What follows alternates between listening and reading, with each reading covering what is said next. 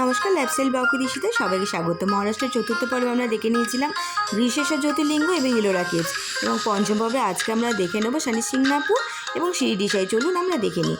আমরা লাস্ট ছিলাম ইলোরা কেভসে, সেখান থেকে কিন্তু আমরা MSRTCর বাসে করে কিন্তু আমি চলে গেছিলাম ঘোড়াগাঁও বাস স্টপেজ।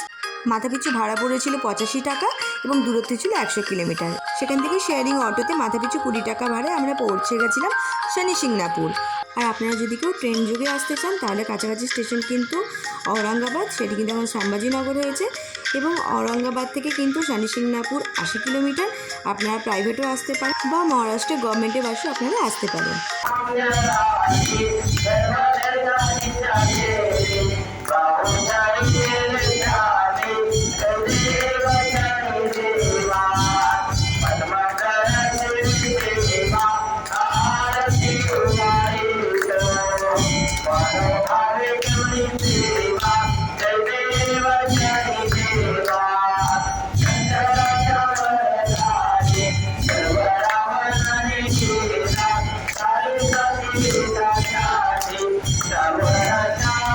আপনারা তো আরতি দেখে নিলেন। প্রতিদিন ঠিক দুপুর 12টার সময় শনিদেবের এখানে আরতি হয়।